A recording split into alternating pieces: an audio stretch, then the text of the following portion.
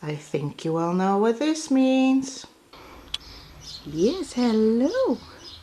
Well, these are our unexpected little bucklings. Daichi and Jiro. So this is Jiro, he's the little male. And there's Daichi, which is considerably larger. Hello. You're not gonna get up? They've just been eating. So how come we have two little bucks on our property now? Well, I fell in love with this older goat, and she's on the goat farm where I worked, and she was in the older, like the goat group that they won't continue, which are not old goats, but it's called the older goat group. And I wanted her to come home with me because I grew really attached to her. And so the farmer said yes, if her production drops, you can have her, because she gave like a ton of milk. And I needed a buck to go with it anyway, but I can't keep a buck alone. And I also don't know when her name is Mousy, when Mousie's coming home. So I wanted to raise a buck from my own. Now, since you can't have one, you need two. And these guys I came across because their mother was ill and didn't have enough milk. So they are bottle babies and they need a bit of extra care. So the next couple months I'm going to raise these guys, and then hopefully at the end of the summer Mousy comes home and we'll start our own goat herd.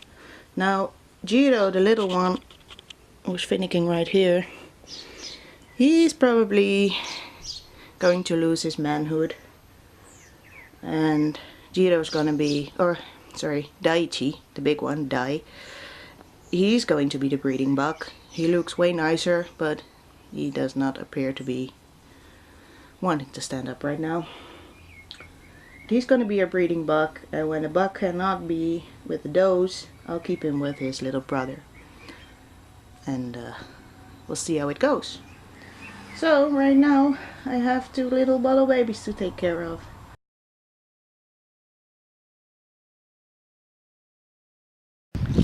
As promised, we picked up our Kuni pigs.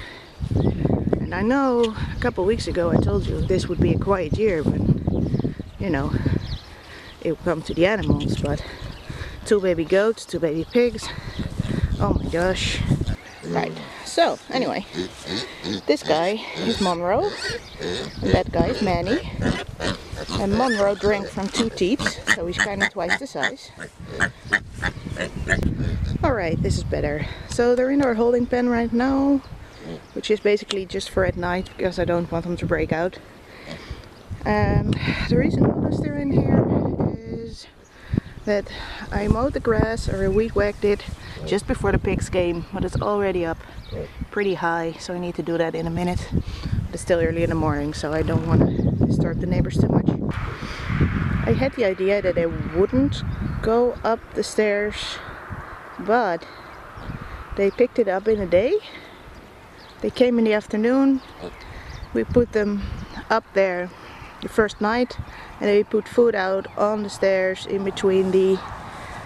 It's just a very simple construction here. So we put food in there, and they worked their way down, and then they went up and down and up and down. So that's great. They're like, cuddle me, cuddle me. They like their scratches. They're almost like pets, but they're gonna be eaten. I'm just telling you, eventually they're gonna be eaten.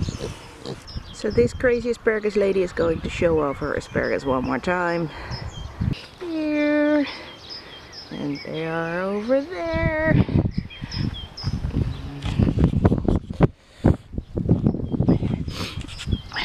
These are the big ones. Oh my gosh, it's going to pop. It's opening up. Oh my gosh, I'm like so insanely proud. And even the last one, which I didn't think would make it, actually did make it. They're all the way back here. And they are alive.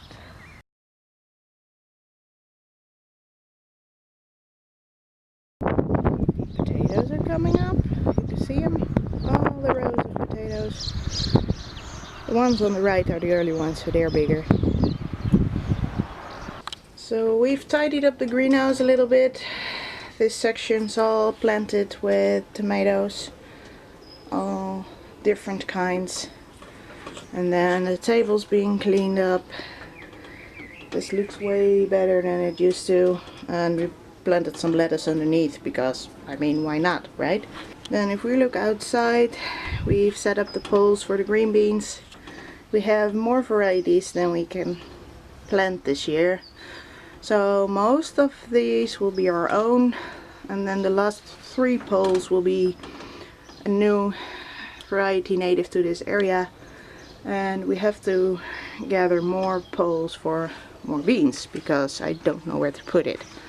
Next to it we have a couple of cabbages, and then we walk past tall grass and elderberries, which are kind of disappearing, but there's a whole row of them here.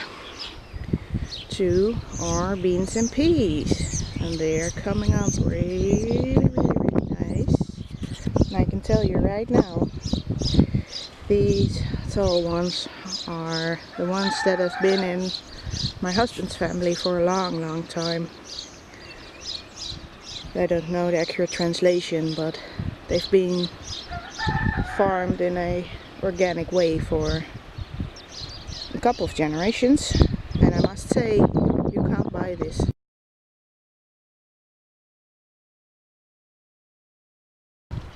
The lettuce is looking great. We've had 1 damaged by slugs and the rest is still perfect. So we are going to do a video on nematodes. It's coming out shortly. I'm waiting for the rain to come because I need moist soil. But it's coming soon. Very soon. Probably in the next week if the wind would allow me to film. If not, it'll probably be the week after. So look forward to that. We're going over the requirements to use nematodes. We're going to see how we prepare the stuff, how we apply the stuff.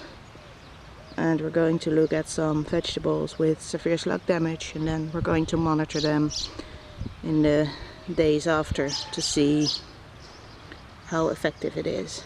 So look forward to that, and well, we'll see you next time. Thanks for watching.